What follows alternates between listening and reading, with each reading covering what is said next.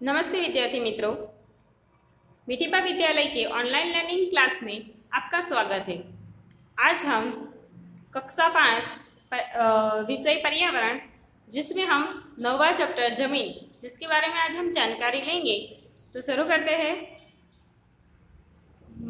मगन भाई शाम का भोजन करके टेलीविज़न देखने बैठे। वहीं छोटी झील दौड़ती हुई आई। उसने कहा, दादाजी कहानी सुनाइए। बेटा, कौन सी कहानी सुननी है? दादाजी ने कहा, मुझे बहुत ही मजा आया वैसी। झील उत्साहपूर्वक बोली। अच्छा तो सुनो, कहकर दादा ने कहानी प्रारंभ किया। यहाँ हम इस चैप्टर में जमीन के बारे में जानकारी लेंगे। तो जमीन के कितनी प्रकार की होती है, उसमें कौन कौन से घटक होते हैं, उस सब के बारे में हम जानकारी लेंगे। तो इस चैप्टर की शुरुआत में कुछ हमें कहानी दी गई है, तो उस कहानी पे हम अपना पहले कहानी हम देख लेते हैं।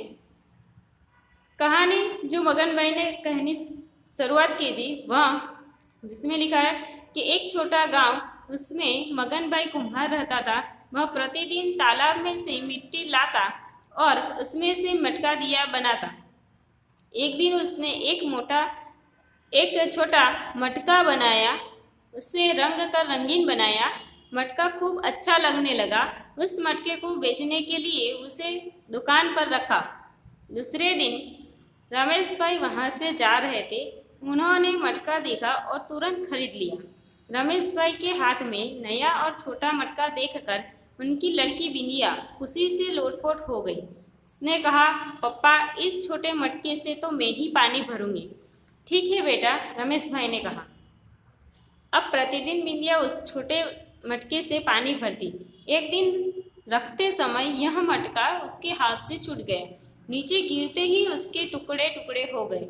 दुखी हृदय से वह टुकड़ों को बीनकर घर के पीछे फेंक आई। अब बोल बेटा, उन टुकड़ों का क्या हुआ होगा? दादा ने कहा, मेरी जैसी लड़कियां उसकी कौड़ियाँ बनाकर खेलती होगी। झील बोली, तुम्हारी बात सही है। ये टुकड़े पुनः मिट्टी में मिल गए, परंतु टुकड़ों की तरह उस मिट्टी में और क्या क्या मिल जाता होगा। दादा की बात सुनकर झील दुविधा में पड़ गई। हम सब ने मिट्टी में से बनने वाले बहुत सारी चीज़ें देखी है, जैसे कि इसमें लिखा है मटका हो, दिया हो, फिर गमले हो, ये सब कुछ मिट्टी में से बनता है। मिट्टी के बर्तन भी बनते हैं। ये सब कुछ मिट्टी से बनता जरूर है, लेकिन मिट्टी में और भी बहुत सारी चीज़ें होती है, जिसके लिए हमें आगे क्रियाकलाप दिया गया है। जैसे कि क्रियाकलाप 1, इसमें हमें 3 क्रियाकलाप दिए गए हैं एक ही पद्धति से करने के लिए, लेकिन उसको अलग अलग तरीके से करना है। जैसे कि क्या क्रियाकलाप 1 में क्या चाहिए हमें, तो कि कुदाल, गेहूँ चलने वाली चलनी, आटा चालने की चलनी, सूती महीन कपड़ा और मिट्टी का ढेला। हमें एक तो कुदाल चाहिए मिट्टी खोदने के लिए, फिर गेहूँ चलने वाली चलनी, आटा छानने वाली छलनी और सूती कपड़ा और एक मिट्टी का ढेला। अब हम करेंगे क्या, तो पहले मिट्टी का एक ढेला लीजिए, उसका बारीक चूरा कीजिए। उस चूरे को गेहूँ चालने की चलनी से चालिए। चलनी में क्या बचता है अवलोकन कीजिए तथा लिखिए। आपने अगर गेहूँ चालने वाली चलनी देखी है, तो उसमें देखा होगा कि वो चलनी के जो छिद्र होते हैं, यानी कि जो चालनी होती है, वो थोड़ी बड़े कानों वाली रहती है। तो उससे होगा क्या, हमने जो मिट्टी का ढेला लिया है, उसमें सिर्फ मिट्टी के अलावा बड़े कंकड़ होंगे, कचरा होगा, पत्थर होंगे, वैसे सब कुछ होगा। तो वो सब कुछ क्या होगा, चलनी से चालने पर ऊपर रह जाएगा और मिट्टी और जो छोटे कंकड़ है या जो बालू है, रेत, वो सब कुछ नीचे आ जाएगा। तो वहीं ये क्रियाकलाप 1 में देखिए, आपको बाजू वाले चित्र में करके भी बताया गया है कि ऊपर क्या बचता होगा और नीचे क्या बचता होगा। तो अगर हम देखेंगे तो चलनी में क्या बचा है जो है, उसमें हमें नीचे ऊपर, पहले चलनी के ऊपर क्या दिखाई देगा और चलनी के नीचे क्या गिरा होगा वो। तो चलनी के ऊपर हमें क्या दिखेगा, तो कि बड़ा कचरा, फिर उसके अंदर बड़े बड़े पत्थर होंगे, वो सब कुछ हमें ऊपर देखने के लिए मिलेगा। जबकि नीचे हमें छोटे पत्थर, रेत यानी कि बालू और उसके साथ मिट्टी, ये सब कुछ हमें नीचे चलनी के नीचे देखने के लिए मिलेगा। अब उसी जो नीचे चलनी के जो नीचे गिरा है उसी पे हमें दूसरा क्रियाकलाप करना है, जिसमें लिखा गया है कि चाला हुआ चूरा को नीचे गिरा है, उससे उस चूरे को आटा चालने वाली चलनी से चालिए। चलनी में क्या बचा है अवलोकन कीजिए। चलनी में बचे हुए घटक को अलग रखिए। अब चलनी वाली यानी कि आटा छानने वाली छन्नी से अगर हम चालेंगे तो क्या होगा, चलने पर ऊपर जो छोटे पत्थर थे या फिर जो छोटा मोटा कचरा था वो सब कुछ ऊपर रह गया होगा, और एकदम बारीक पत्थर यानी कि छोटे एकदम वो पत्थर रेत जैसे एकदम वो पत्थर और मिट्टी वो दोनों चलनी से चल के नीचे चले गए होंगे। उसके बाद अब हमें क्या करना है, तो चलनी में क्या बचा और चलनी के नीचे क्या बचा, तो मैंने आपको बता दिया। चलनी के ऊपर क्या होगा, जो छोटे पत्थर थे वो रह गया होगा, जो छोटा छोटा सा कचरा होगा वो भी रह गया होगा, जबकि नीचे तो क्या एकदम पतली सी रेत यानी कि रेत और मिट्टी ये दो चीज़ें हमें नीचे जाई हुई मिलेगी। उसके बाद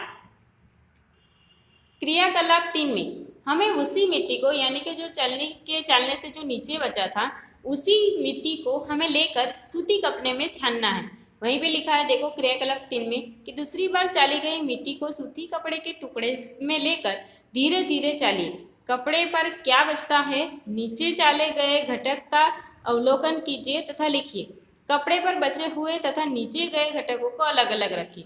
अब जब सूती कपड़े से हम छानेंगे तो मिट्टी के जो थोड़े भी कण होंगे वो हमें कपड़े के ऊपर बच जाएंगे, जबकि कपड़े के नीचे क्या मिलेगा, एकदम मुलायम मिट्टी यानी कि एकदम सॉफ्ट सॉफ्ट मिट्टी, सिर्फ मिट्टी, उसके अलावा उसके अंदर और कुछ भी नहीं होगा, वो हमें कपड़े के नीचे भाग में दिखेगा। अब अवलोकन लिखा है कि पहली बार, दूसरी बार तथा तीसरी बार चाले गए तथा चालने पर बचे हुए घटकों का अवलोकन कीजिए। जब हमने तीनों अवलोकन किए उसमें पहले चलने पे यानी कि गेहूं चलने वाली चलनी पे हमें बड़े पत्थर कचरा वो सब कुछ निकल गया। दूसरी बार चलने पर हमें उसमें से छोटे पत्थर या थोड़े जो रेत जैसे कण थे वो निकल गए, छोटा जो कचरा होगा वो निकल गया। और तीसरी बार चालने पर यानी कि सूती कपड़े पर छानने पर हमें एकदम पतली मुलायम मिट्टी मिली, उसके अंदर एक भी मिट्टी का ढेला या कुछ रहा नहीं होगा, कण मिट्टी के उसमें एकदम मुलायम मिट्टी ही नीचे नहीं होगी। ये हमने 3 अवलोकन के द्वारा जाना कि हमारे मिट्टी में क्या क्या हो सकता है। अब यह सोचकर कहिए मिट्टी को विभिन्न प्रकार से चालने पर कौन कौन से घटक दिखाई देंगे। मैंने कहा उस हिसाब से बड़े पत्थर कचरा होगा उसके अंदर, या फिर जो ज़मीन से हमने लिया है उसमें किसी पेड़ पौधों का जो जड़ें होती है वो होगी तो वो भी निकलेगा, या कचरा होगा वो निकलेगा। उसके बाद बड़े पत्थर होंगे, छोटे पत्थर होंगे, रेत होगी, ये सब कुछ हमें देखने के लिए मिला।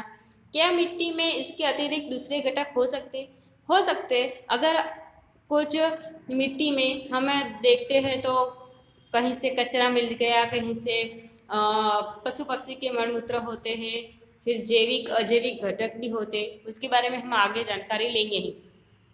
विभिन्न घटकों के अनुपात से मिट्टी की स्थिति पर क्या फर्क पड़ता है। जैसे ही मिट्टी में घटक होंगे यानी कि जिस प्रकार की मिट्टी होगी उसमें अलग अलग प्रकार से हम परिस्थिति या मिट्टी में फर्क पड़ता है, उसके बारे में हम आगे जानकारी लेंगे।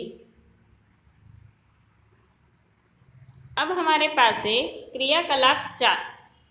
अब इस क्रियाकलाप से हम ये जानेंगे कि मिट्टी के अंदर नमी होती है यानी कि पानी होता है। अब इस क्रियाकलाप के द्वारा हम जानते हैं, पहले हम क्रियाकलाप देख लेते हैं।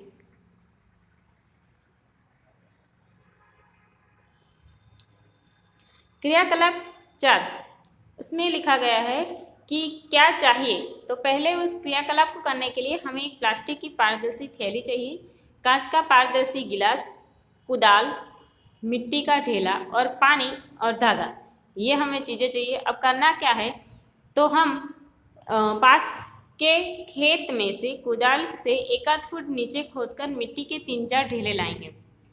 1-2 ढेलों को प्लास्टिक की थैली में रखकर थैली के मुंह को धागे से बांध दीजिए।